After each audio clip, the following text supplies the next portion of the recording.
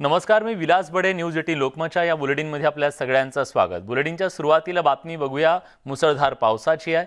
भिवंडीला पावसानं अक्षरशः झोडपून काढलंय.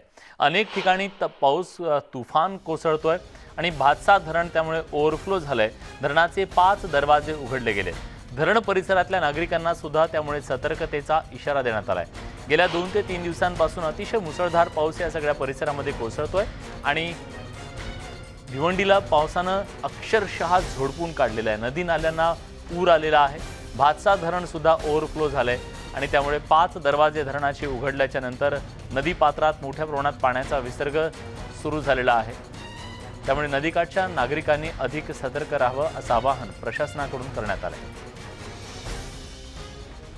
मुंबईला पाणी पुरवठा करणारं भातसा हे प्रमुख धरण आहे आणि हे धरण आता ओव्हरफ्लो झाल्यानं स्वाभाविकपणे मुंबईकरांची सुद्धा पिण्याच्या पाण्याचा जो प्रश्न आहे तो निकाली निघालेला आहे. मोठं धरण जे ओव्हरफ्लो झालंय गेल्या काही दिवसात झालेल्या मुसळधार पावसानं आणि पावसाची संततधार अजून कायम आहे.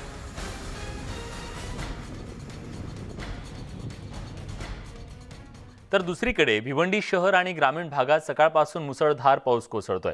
ग्रामीण भागात सखल भागात पाणी साचलंय.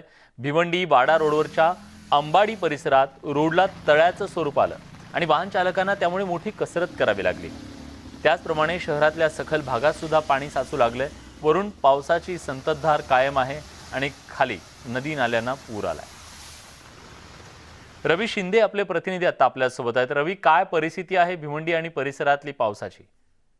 अच्छा, आता अर्ध्या तासापासून पाऊस जरी थांबला असेल मात्र 3 दिवसापासून जी संततधार पावसाची सुरू होती त्यामुळे मुंबईला पाणी पुरवठा करणारं जे धरण आहे भातसा धरण शहापूर तालुक्यामधील ते परवा ओव्हरफ्लो झालं होतं आणि त्यानंतर 5 दरवाजे खोलण्यात आले होते आणि त्यानंतर पुन्हा पावसाचा जोर कमी झाल्याच्या नंतर काल 2 दरवाजे खोलण्यात आले होते आणि पुन्हा मध्यरात्रीपासून जो पाऊस सुरू झाला त्यानंतर आज तब्बल 5 दरवाजे खोलून त्यामधून 18,000 क्युसेक ने पाण्याचा विसर्ग करण्यात आलेला आहे. आणि त्याच पद्धतीने आपण जर भिवंडीचं पाहिलं तर भिवंडीमध्ये भिवंडी वाडा रोड जो जातो त्यामध्ये अक्षरशः 100 फूट लांब आणि 20 फूट रुंद आणि 2 फूट खोल असे मोठे खड्डे पडलेले आहेत आणि पावसामुळे त्याला तलावाचं स्वरूप आलेलं आहे. आणि अशा पद्धतीने भिवंडीतील 4 महामार्ग आहेत. एक भिवंडी वाडा, भिवंडी नाशिक, भिवंडी कल्याण आणि मुंबई नाशिक असे 4 महामार्ग आहेत. त्या चारही महामार्गावरती मोठ्या प्रमाणात खड्डे पडलेले आहेत. त्यामुळे पावसाचं जे पाणी साचलेलं आहे त्यामुळे अपघाताचाही धोका कायम आहे. याकडे प्रशासन लक्ष देत नाहीये. त्यामुळे आपण आजच तो जो विषय घेतलेला आहे पाण्याचा असेल किंवा पावसाचा असेल आणि पावसाचं पाण्यामध्ये खड्डे आणि खड्ड्यामध्ये पाणी असा भिवंडीचा विषय सुरू आहे. धन्यवाद रवी, तुम्ही दिलेल्या सगळ्या सविस्तर माहितीबद्दल. हवामान खात्याच्या इशाऱ्याच्या नुसार रायगड जिल्ह्यात सलग 6 दिवसांपासून मुसळधार पाऊस कोसळतोय. ऐन गणेशोत्सवात देखील अविश्रांत पाऊस कोसळत असल्यानं गणेश भक्तांचा उत्साह काहीसा मावळला असं म्हणावं लागेल. एका बाजूला कोरोनाच्या महामारीनं सण साजरे करताना सरकारनं घातलेले निर्बंध, दुसऱ्या बाजूला सतत कोसळणारा पाऊस, त्यामुळे गणेश भक्तांचा काहीसा हिरमोड झालाय. जिल्ह्यात गेल्या 24 तासात सरासरी 35.44 मिलीमीटर इतक्या पावसाची नोंद झाली आहे. तसंच दिनांक 1 जून पासून आज अखेरपर्यंत एकूण सरासरी 3273.69 मिलीमीटर इतक्या पावसाची नोंद झाली आहे. जिल्ह्यात घरगुती आणि सार्वजनिक गणेश मूर्तींची प्रतिष्ठापना मोठ्या प्रमाणात झाली, पण दर्शन घेण्यासाठी मित्रपरिवाराच्या घरी जाताना पावसाचा मोठा व्यत्यय येतोय. पावसाचा जोर कायम असल्यानं सर्व गणेश उत्सव धार्मिक, पारंपरिक आणि साधेपणानं साजरे होत आहेत.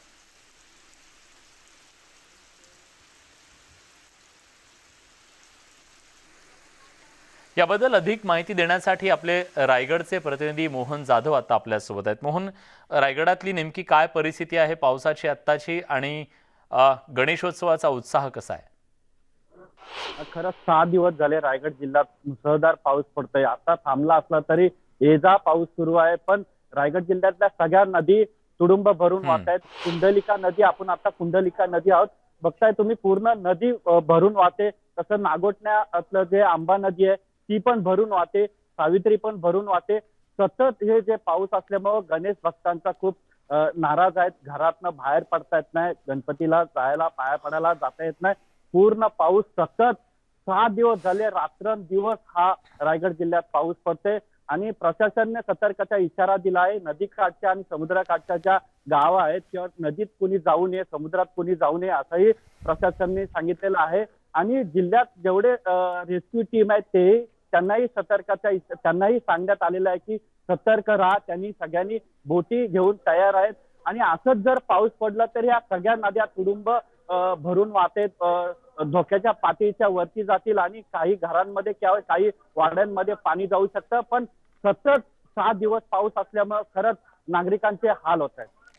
धन्यवाद तुम्ही दिलेल्या सगळ्या सविस्तर माहितीबद्दल.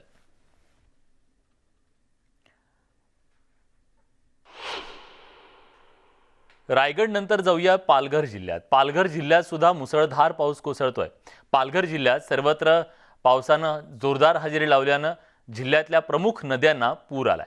सूर्या, देहरजे, वैतरणा या प्रमुख नद्या ओसंडून वाहत आहेत. पालघर जिल्ह्यातल्या धामणी धरण हे 100% भरलेलं आहे. त्यामुळे या धरणाचे सर्व 5ही दरवाजे 100 सेंटीमीटरपर्यंत वर उचलण्यात आले.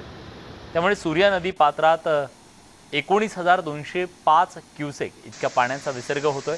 धामणी धरणाच्या खाली असणाऱ्या कवडास उन्नई हा बंधारा सुद्धा पूर्ण क्षमतेने भरलेला आहे. 28,782 क्युसेक इतक्या पाण्याचा विसर्ग तिथून होतोय. पाऊस मोठ्या प्रमाणात अजून चालू असल्यानं 40,000 क्युसेकपेक्षा जास्त पाण्याचा विसर्ग सूर्या नदीत होण्याचा अंदाज सूर्या प्रकल्पाच्या अधिकाऱ्यांनी वर्तवलेला आहे. पालघर जिल्ह्यात गेल्या 24 तासापासून सुरू असलेल्या मुसळधार पावसानं जनजीवन मात्र पूर्णपणे विस्कळीत झालंय. विजय राऊत आपले प्रतिनिधी आता आपल्या सोबत पालघरहून माहिती देत आहेत. विजय, तिथल्या पावसाची आत्ताची परिस्थिती नेमकी काय आहे आणि धरण क्षेत्रात काय परिणाम जाणवतोय? विलास, काल रात्रीपासूनच ह्या भागामध्ये म्हणजे पालघर जिल्ह्यामध्ये मुसळधार असा पाऊस पडतोय. काही वेळा कमी प्रमाण होते, परंतु मुसळधार पाऊस सुरू असल्यामुळं धामणी धरण असेल, कवडासुन्नई बंधारा असेल, हा 100% भरलेला आपल्याला पाहायला मिळतात. 28,000 क्युसेक्स पाण्याचा विसर्ग जो आहे तो सूर्या नदीमध्ये सध्या सुरू आहे. प्रशासनाकडनं सांगण्यात आलेलं आहे की नदी काठच्या गावांना देखील इशारा देण्यात आलेला आहे सतर्कतेचा. आणि महत्वाची गोष्ट म्हणजे नदी पात्रामध्ये मासेमारी करण्यासाठी कुणीही उतरू नका असं देखील या ठिकाणी सांगण्यात आलेलं आहे. अनेक रस्ते जे आहेत ते पाण्याखाली गेलेले पाहायला मिळतात. म्हणजे डहाणू चारोटी म्हणजे मुंबई अहमदाबाद हायवे जो आहे जाणारा मुख्य रोड जो आहे तो देखील या ठिकाणी जो आहे पाण्याखाली गेलाय. डहाणू सायवन असेल, चारोटी सायवन असेल, डहाणू उमरगाव असेल, असे अनेक रस्ते जे आहेत किंवा डहाणू तलासरी असेल, असे अनेक रस्ते जे आहेत आपल्याला पाण्याखाली गेलेले पाहायला मिळतात. पूर्णतः संपर्क जो आहे अनेक खेड्यापाड्यांचा गावांचा जो आहे तो तुटलेला पाहायला मिळतोय. आणि असा जर पाऊस जर सुरू राहिला मुसळधार तर कमीत कमी हे जे दरवाजे आहेत जे 100 सेंटीमीटर उघडलेत ते आणखीन दरवाजे जे उघडण्यात येणार आहेत. आणि त्यानंतर 40,000 क्युसेक्स पाण्याचा जर विसर्ग जर ह्या सूर्या नदीला जर सोडण्यात आला तर पूर्णपणे जनजीवन जे आहे ते विस्कळू शकतं आणि नदीकाठच्या गावातल्या लोकांना देखील ह्या ठिकाणी सुरक्षित ठिकाणी बरोबर त्रास होऊ शकतो. धन्यवाद पाहायला मिळतोय. विजय, तुम्ही दिलेल्या सगळ्या सविस्तर माहितीबद्दल. पालघर नंतर जाऊयात तिकडे नाशिक जिल्ह्यामध्ये, कारण नाशिक जिल्ह्यात सुद्धा धरण क्षेत्रात मुसळधार पाऊस कोसळतोय. गंगापूर, पालखेड, दारणा आणि नांदूर मध्यमेश्वर अशा प्रमुख धरणांमधून पाण्याचा मोठ्या प्रमाणात विसर्ग सुरू झालाय. गोदावरी, दारणा नदीकाठच्या गावांना त्यामुळे सतर्कतेचा इशारा देण्यात आलाय. गंगापूर धरणातून 2,500 क्युसेकनं पाण्याचा विसर्ग करण्यात येतोय. त्यामुळे गोदावरी नदीच्या पाणी पातळीत वाढ होण्याची शक्यता आहे. तसंच नांदूर मध्यमेश्वर बंधाऱ्यातून देखील पाण्याचा विसर्ग केला जात असल्यानं जायकवाडी धरणाचा पाणी साठ्यात वाढ होऊ शकते. लक्ष्मण घाटोळ आपले प्रतिनिधी आता आपल्या सोबत आहेत. लक्ष्मण, बरेच दिवस पावसानं दडी दिलेली होती नाशिक जिल्ह्यामध्ये. शेतकरी आतुरतेने वाट पाहत होता, पण आता जो पाऊस परतून आलेला आहे त्या पावसानं खूप मोठा दिलासा दिला असं म्हणायचं? खरं आहे, कारण गेल्या काही दिवसांपासून पावसानं दडी मारली होती आणि पावसाची प्रतीक्षा शेतकऱ्यांना देखील होती आणि पिण्याच्या पाण्यावर अवलंबून असलेल्या उद्योजक असतील, व्यापारी असतील, या सगळ्यांनाच पाण्याची प्रतीक्षा होती. मात्र गेल्या 2 दिवसांपासून संततधार असा पाऊस नाशिक जिल्ह्याच्या वेगवेगळ्या भागांमध्ये सुरू आहे. विशेषतः जी धरण क्षेत्र आहे त्याच्या पाणलोट क्षेत्रात हा पाऊस पडतोय आणि त्यामुळे धरणं जी आहे ती जवळपास 90-95% आसपास शहरातली आणि जिल्ह्यातली भरलेली आहे.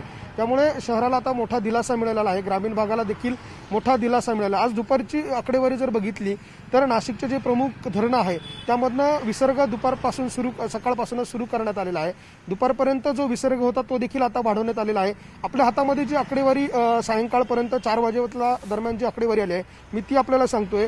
दारणा धरणातून 7,200 क्युसेक्स इतका विसर्ग करण्यात येतोय. कडवा धरणातून 2,544 आणि आळंदी धरणातनं 880 क्युसेक्स इतका येतोय. वालदेवी धरणातनं 183. तर गंगापूर धरणातून जो सकाळी 2,000 होता तो आता 3,600च्या जवळपास करण्यात आलेला आहे. त्याचबरोबर नांदूर मध्यमेश्वर जो सकाळी 12,000 क्युसेक्सनी विसर्ग होता तो आता 16,500 इतका क्युसेक्सनी विसर्ग केला जातोय. एकूणच आता धरणं जी आहे ती बहुतांश भरलेली आहे आणि त्यामुळे हा विसर्ग केला जातोय आणि विसर्गाचं प्रमाण टप्प्याटप्प्याने वाढवलं जातंय. कारण एकाच वेळेला पाणी सोडलं तर नदीकाठच्या गावांना धोका निर्माण होऊ शकतो. त्यामुळे आता प्रशासन जे आहे ते टप्प्याटप्प्याने हा पाण्याचा विसर्ग करते. मात्र धरणकाठची जी गावं आहे त्यांना सतर्क राहण्याचं आवाहन जे आहे ते जलसंपदा विभागानं केलेलं आहे, प्रशासनानं देखील केलेलं आहे. आता देखील गंगापूर धरणातून सोडण्यात आलेल्या पाण्यामुळे गोदावरी नदी जी आहे ती दुधडी भरून वाहतीये. गंगापूर धरणाच्या सोडलेल्या पाण्यामुळे आणि शहरात पडणाऱ्या पावसामुळे आता ह्या क्षणाला होळकर ब्रिज वरून जे आहे ते 5,000 क्युसेक्स इतका विसर्ग जायकवाडीच्या दिशेने होतोय. हे सगळं जर चित्र बघितलं तर शहरामध्ये ज्या पावसाची प्रतीक्षा होती, जिल्ह्यात ज्या पावसाची प्रतीक्षा होती तो पाऊस या ठिकाणी पडलाय. अद्यापर्यंत देखील या पावसानं नुकसान काही केलेलं नाहीये, कुठल्याही गावांना त्याचा धोका झालेला नाहीये किंवा नुकसान कुठाचंही झालेलं नाही. मात्र असाच प्रकारचा हा संततधार पाऊस जर पुढची काही तास सुरू राहिला, मुसळधार जर पडला तर निश्चितपणे गावांना धोका निर्माण होऊ शकतो. त्यामुळे प्रशासनाने आवाहन केलंय की गावांनी नदीकाठच्या गावांनी सतर्क राहायचं आहे. ज्यांची जनावर असतील ती बाजूला काढायची आहे, ज्यांची घरं नदीला लागून आहे ती बाजूला करायची आहे. अशा सगळ्या सूचना ज्या आहेत त्या प्रशासनाकडनं दिल्या जात आहेत. नक्कीच नागरिकांनी या सूचना गांभीर्याने घेणं गरजेचं आहे आणि खरं तर आतुरता होती, पावसाची वाट पाहिली गेली, पण आता बास असं म्हणण्याची सुद्धा वेळ आलेली आहे. धन्यवाद तुम्ही दिलेल्या सगळ्या सविस्तर माहितीबद्दल. इकडे पुणे आणि परिसरात सुद्धा गेल्या काही दिवसांपासून सुरू असलेल्या सततच्या पावसामुळे धरणातल्या पाणीसाठ्यात वाढ झाली आहे. पावसामुळे खडकवासला धरण ओव्हरफ्लो झालंय. धरणाच्या सांडव्यातून चालू असणारा 6,848 क्युसेक इतका विसर्ग कमी करून तो 9 वाजता 5,136 क्युसेक करण्यात आला. तसंच पावसाच्या प्रमाणानुसार विसर्ग पुन्हा कमी जास्त करण्याची शक्यता वर्तवली गेली आहे. त्यामुळे नदीकाठच्या गावातली जी लोक आहेत त्या सगळ्यांनी अधिक सतर्क राहणं गरजेचं आहे.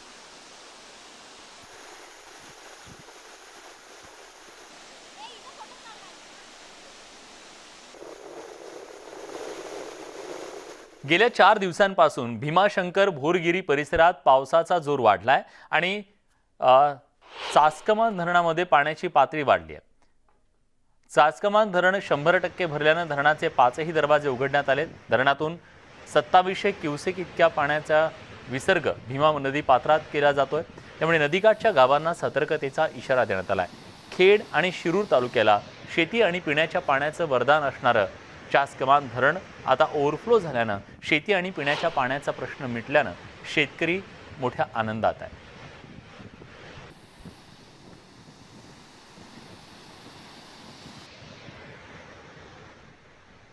तेव्हा रानं आबादानं झालं असंच म्हणावं लागेल. याचसोबत बुलेटिनमध्ये आपण एक छोटासा ब्रेक घेऊया. ब्रेकनंतर इतर काही महत्त्वाच्या घडामोडी. कुठेही जाऊ नका, पहा फक्त न्यूज 18 लोकमत.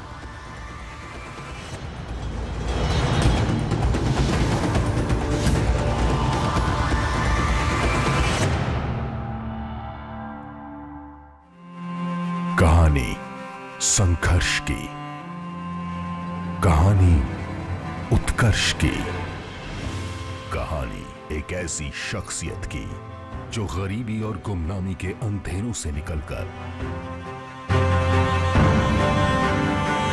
बना विश्व के सबसे बड़े लोकतंत्र का नायक। कौन है ये व्यक्ति? मैं नरेंद्र दामोदर दास मोदी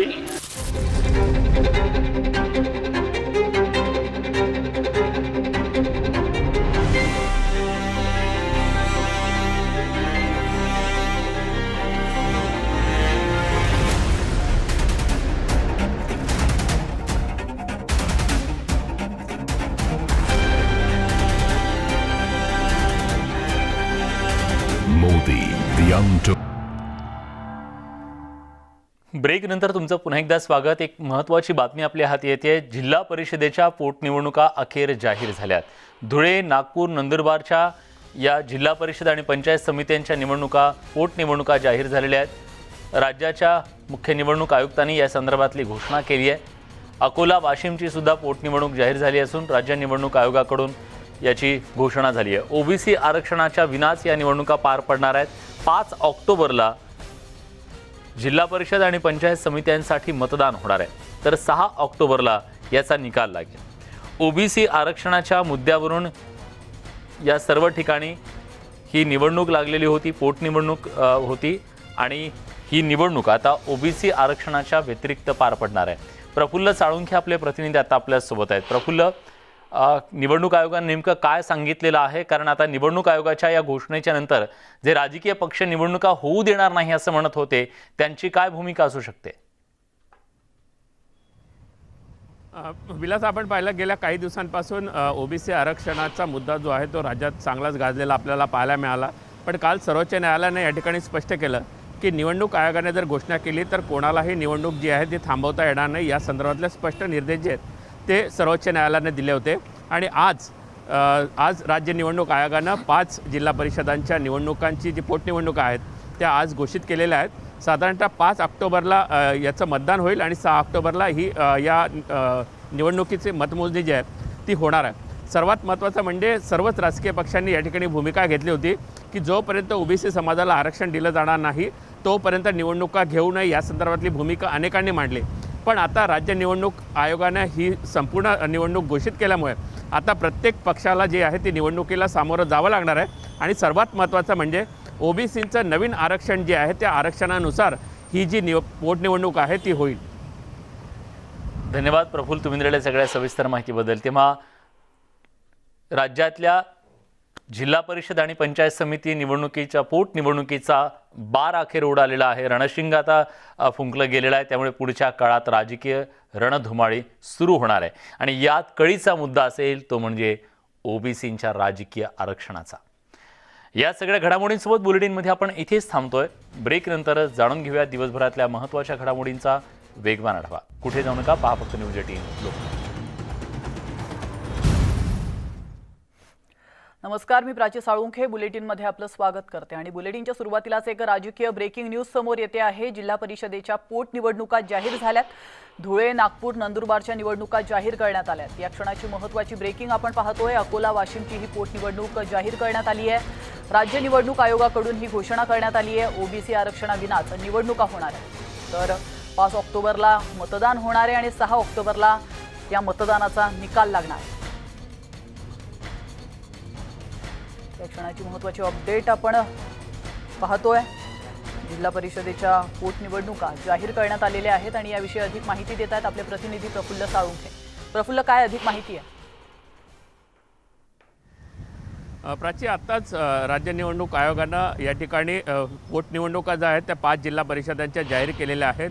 5 ऑक्टोबरला या संदर्भातलं मतदान जे आहे ते होणार आहे आणि 6 ऑक्टोबरला मतमोजणी होणार आहे. आपण पाहिलं प्राची की गेल्या काही दिवसांपासून सर्वोच्च न्यायालयानं या जिल्हा परिषदांमधलं ओबीसीचं आरक्षण अतिरिक्त ठरवत या ठिकाणीचे जे ओबीसी आरक्षणाच्या कोट्यामधून जे उमेदवार निवडून आले होते त्यांचं पद जे आहे ते रद्द ठरवलं होतं.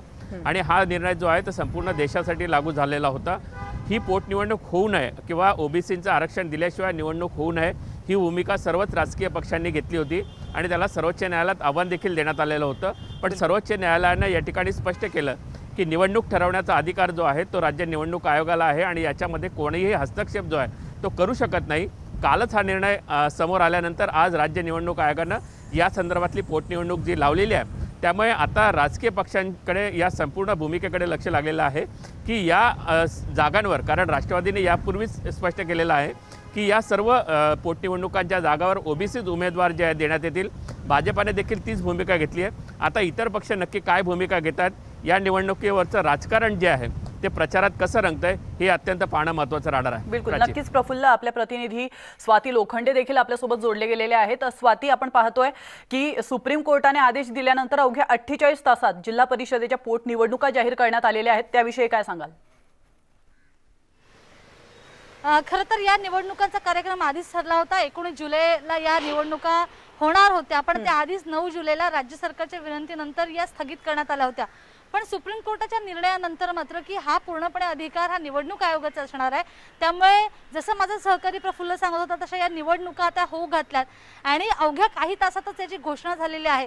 या सगळ्या म्हणजे हा सगळा जो कार्यक्रम होता तो आधी ऑलरेडी हाती घेतला होता, त्यामुळे बऱ्यापैकी याची सगळी तयारी झालेली आहे. विशेष म्हणजे आतापर्यंत 5 जिल्हा परिषदा आणि त्यांच्या पंचायत समित्यांच्या या निवडणुका होत्या, पण त्याच्यामध्ये पालघरचा पण आता समावेश करण्यात आलेला आहे. आधी पालघर याच्यामध्ये समाविष्ट करण्यात आली नव्हती कारण करोनाच्या लेवल 3च्या रिस्ट्रिक्शन मध्ये येत होते. आपल्या सगळ्यांना माहिती आहे लेवल 3चे रिस्ट्रिक्शन मध्ये मुंबई सारखे रिस्ट्रिक्शन मुंबई शहरानं जे बघितले त्याच्यामुळे त्या पोट निवडणुकांमध्ये पालघरचा समावेश नव्हता. पण आता मात्र असं नाहीये. साधारणतः 85 जिल्हा परिषदेच्या जागा आणि 144च्या आसपास या पंचायत समित्यांच्या जागा अशी ही एकूण निवडणूक होणार आहे. आणि जसं की राष्ट्रवादी काँग्रेसने आपली भूमिका पूर्णपणे स्पष्ट केलेली आहे की या ठिकाणी ओबीसी उमेदवार आहे तर ओबीसी उमेदवारच दिला जाणार आहे. पण काँग्रेसची मात्र भूमिका नेमकी काय आहे हे आतापर्यंत कळू शकलेलं नाही. आपण बाळासाहेब थोरात यांच्याशी बोललो तर त्यांचं असं म्हणणं होतं की जे वैध आहे आणि जे योग्य आहे ते करण्यात येईल, पण नेमकं काय करण्यात येईल हे मात्र सांगण्यात आलेलं नाहीये. त्यामुळे आता नेमकं या दृष्टीने राजकारण कसं रंगतंय हे बघणं गरजेचं आहे. नेमक्या कुणाला कशा म्हणजे कोण कुठला उमेदवार देतोय हे बघणं महत्त्वाचं ठरेल. या आधीच जी बैठक झाली या बैठकीमध्ये राष्ट्रवादी काँग्रेसने आपली भूमिका स्पष्ट केलेली आहे. एकूणच ओबीसी आरक्षणाचा जो तिढा आहे तो अजूनही सुटलेला नाहीये आणि या दरम्यान या निवडणुका होऊ घातल्या. जर आपण या निवडणुकांचा कार्यक्रम बघितला, जर आपण पटकन सांगू शकतो की साधारणतः कधीपर्यंत नॉमिनेशन्स भरायचे आहेत आणि कधीपर्यंत 15 सप्टेंबर ते 20 सप्टेंबर या कालावधीमध्ये नामनिर्देशन पत्र दाखल करायचे आहेत. तर 21 सप्टेंबरला या नामनिर्देशन पत्रांची छाननी होणार आहे. वैध उमेदवारांची यादी पण 21 सप्टेंबरला जाहीर केली जाईल आणि त्यानंतर 27 सप्टेंबर पर्यंत नामनिर्देशन पत्र मागे घेण्याची मुदत आहे. जर अपील असेल तर अशा अपील असलेल्या ठिकाणी 29 सप्टेंबर पर्यंत नामनिर्देशन मागे घेण्याचे म्हणजे नॉमिनेशन मागे घेण्याची तारीख आहे. तर 5 ऑक्टोबरला मतदान आणि 6 ऑक्टोबरला मतमोजणी असं हे शेड्यूल आतापर्यंत ठरलेलं आहे. पण एक महत्वाचा मुद्दा आता या दृष्टीनं राजकारण कसं रंगतंय कसं तापतंय कोण कुठले उमेदवार देतंय हे बघणं हे खूप महत्वाचं ठरेल. आणि एकूणच या निवडणुका दिशांमधनं ओबीसी आरक्षणाबाबतचा प्रत्येकाचा जो मतप्रवाह किंवा प्रत्येकाचं मत आहे हे आपल्याला प्रकर्षानं दिसू शकेल. नक्कीच स्वाती, आपले प्रतिनिधी प्रफुल्ल यांच्याकडे आपण पुन्हा एकदा जाऊयात. प्रफुल्ल, आपण पाहतोय की मराठा ओबीसी आरक्षण अजून मिळालेलं नाहीये आणि या पार्श्वभूमीवर हे इलेक्शन विविध पक्षांसाठी किती आव्हानात्मक असणार आहे? प्राची, आपण जर पाहिलं तर अत्यंत महत्त्वाचं हे निवडणूक राहणार आहे. कारण ज्या पद्धतीनं राज्यामध्ये ओबीसी आरक्षणाचा मुद्दा गाजलेला आहे त्यावरनं हा एक लिटमस पेपर टेस्ट जी आहे त्याला आपण म्हणू शकतो. कारण जर हेच आरक्षण पुढे देखील लागू राहणार आहे आणि तोपर्यंत जर ओबीसी आरक्षणाचा मुद्दा पुन्हा राज्य सरकारने केंद्राकडे पाठवला नाही किंवा डाटा या ठिकाणी आला नाही तोपर्यंत जर समजा पुढच्या निवडणुका, कारण पुढे मार्च महिन्यामध्ये जवळपास 17 महानगरपालिकांच्या निवडणुका आहेत आणि त्याचबरोबर 27 जिल्हा परिषदांच्या निवडणुका होत आहेत. त्यामुळे या निवडणुकीमध्ये ओबीसी मतदान कसं होतं, ओपन कॅटेगरीचं मतदान कसं होतं त्यावर पुढची भूमिका जी आहे ती मार्च महिन्याची ती अत्यंत ठरलेली आहे. आणि मिनी विधानसभेचं चित्र कसं राहील त्याचाच प्रतिबिंब जे आहे ते या जिल्हा परिषदांच्या पोटनिवडणुकीमध्ये आपल्याला दिसून येईल. नक्कीच. प्रफुल्ल, आपण पाहतोय की आता येत्या 5 तारखेला निवडणुका असणार आहेत, तर अतिशय कमी वेळ आहे, म्हणजे 1 महिन्यापेक्षाही कमी वेळ आहे. तर या पक्षांसमोर नेमक्या काय काय आव्हानं असणार आहेत या निवडणुकीला तोंड देण्यासाठी? एक सर्वात मोठं आव्हान या ठिकाणी राहणार आहे प्राची, की आधीच जर राष्ट्रवादी आणि BJPनं या ठिकाणी भूमिका स्पष्ट केली आहे की आम्ही ओबीसी उमेदवार देणार आहे आणि त्याचबरोबर आता इतर पक्ष देखील त्याच भूमिकेवर या ठिकाणी पुढे जातील हे स्पष्ट आहे. जर सर्वच ओबीसी उमेदवारांनी या ठिकाणी ओबीसी उमेदवार दिला आणि जर समजा अपक्ष कोणी जरी ओपनमध्ये अर्ज भरला तर साधारण त्याची भूमिका काय असेल, तो बंडखोर कोणाच्या पक्षाचा असेल, हे देखील मोठं आव्हान जे आहे ते या पोटनिवडणुकीमध्ये समोर येणार आहे. कारण जर समजा सर्वच ओबीसी उमेदवार असतील आणि एक मराठा असेल किंवा इतर वर्गाचा उमेदवार असेल तर त्या मतांची विभागणी झाली आणि मतदान कशा पद्धतीने फिरतं आणि कुठे जातं त्याचा एक प्रत्यय जो आहे तो या निवडणुकीमध्ये येईल आणि नक्कीच त्याचे पडसाद जे आहे ते आगामी पुढच्या मार्च महिन्यामध्ये मिनी विधानसभा ज्याला आपण म्हणू त्या विधानसभेच्या मतदानावर दिसेल. नक्कीच. प्रफुल्ल, आपल्यासोबत विरोधी पक्षनेते प्रवीण दरेकर देखील जोडले गेलेले आहेत. आपण त्यांच्याकडे जाऊयात थेट. प्रवीणजी, जिल्हा परिषदेच्या पोटनिवडणुका जाहीर झालेल्या आहेत.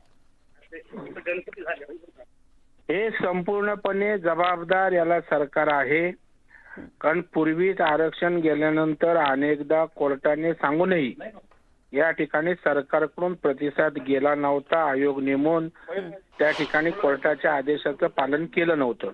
आता सुद्धा सुदैव असं होतं की राज्यातल्या सर्व पक्षांनी एकमतानं या ठिकाणी या राजकीय आरक्षणाच्या संदर्भात समर्थन देत पुढे निवडणुका ढकलण्यासाठी एकमत केलं होतं. परंतु या सरकारनं ज्या पद्धतीनं एम्पिरिकल डाटा कलेक्ट करण्याची प्रक्रिया असेल, ऑर्डिनन्स काढण्याची आवश्यकता असेल, तज्ज्ञ लोकांना त्या ठिकाणी घेऊन तात्काळ कृती करण्याची आवश्यकता होती.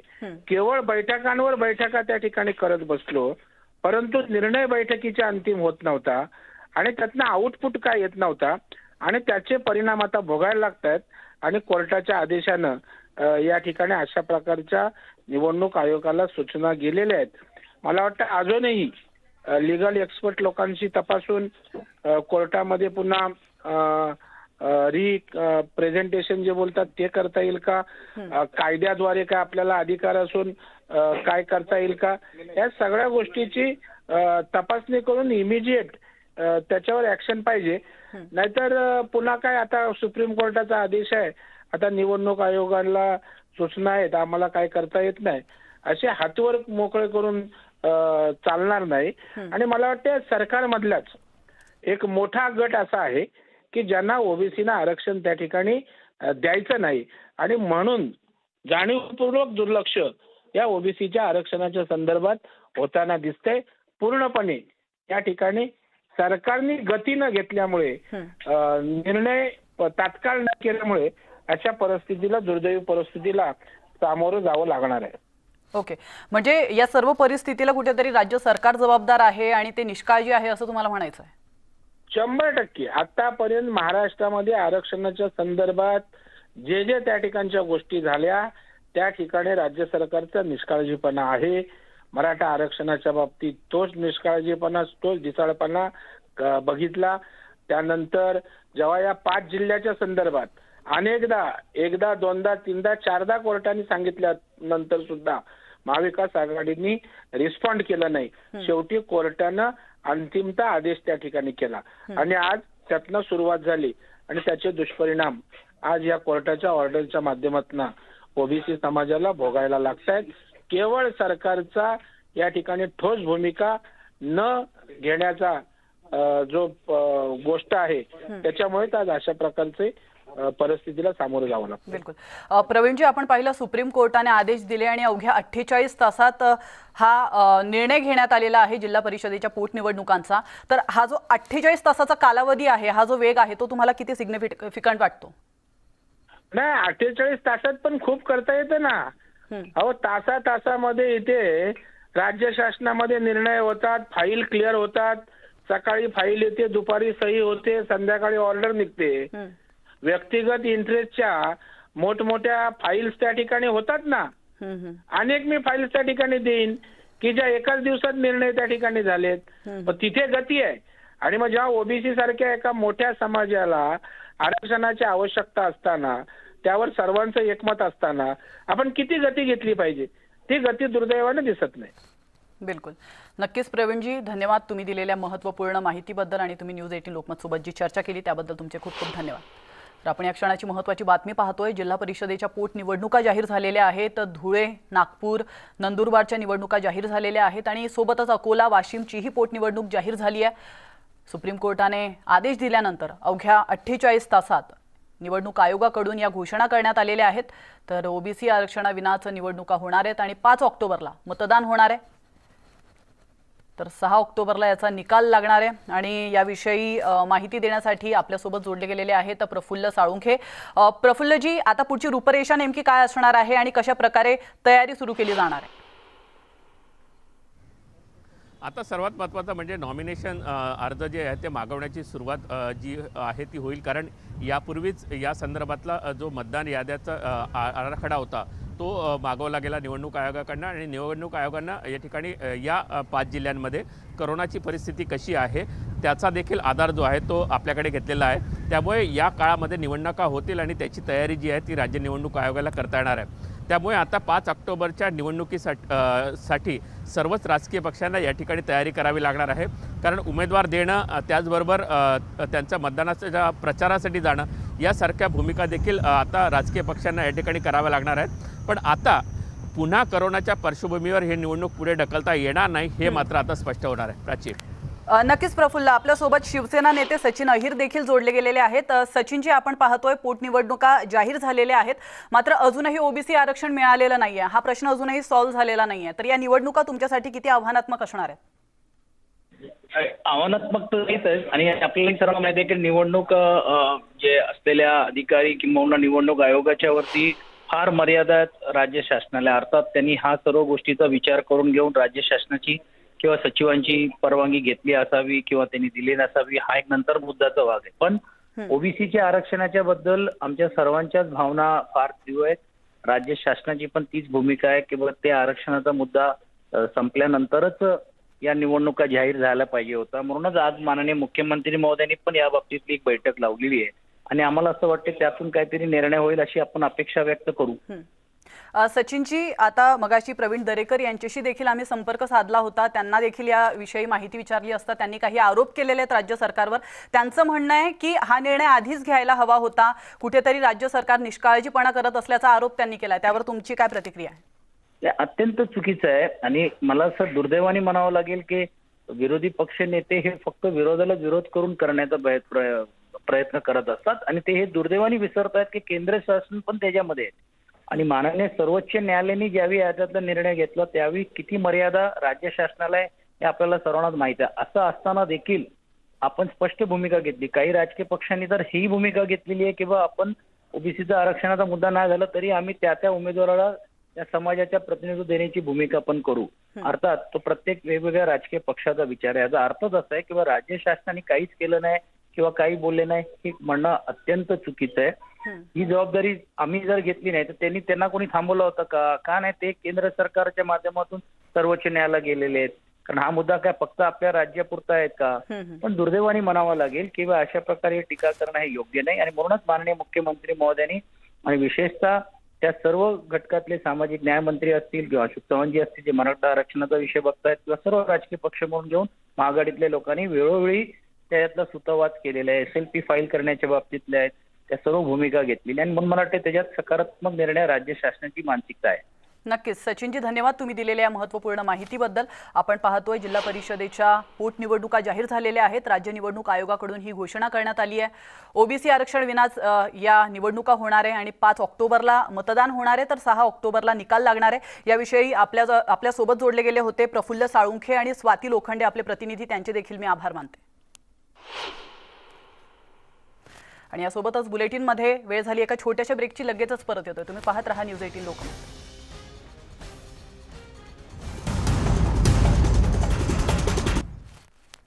ब्रेक नंतर आपलं स्वागत आहे आणि आता आपण पाहूयात टॉप 3 न्यूज।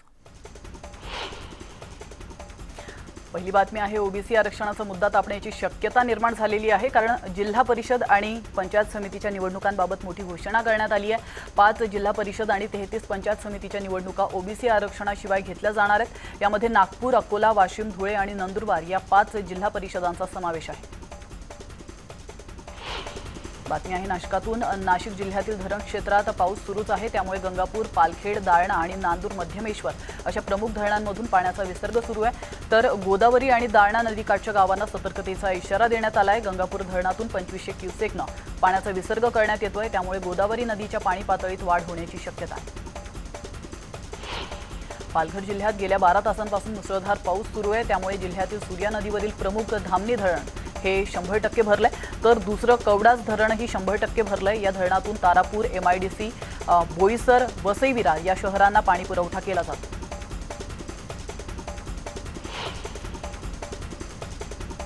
आणि यासोबतच बुलेटिनमध्ये वेळ झाली आहे इथंच थांबण्याची, मात्र तुम्ही कुठेच जाऊ नका, पाहत रहा न्यूज 18 लोकमत।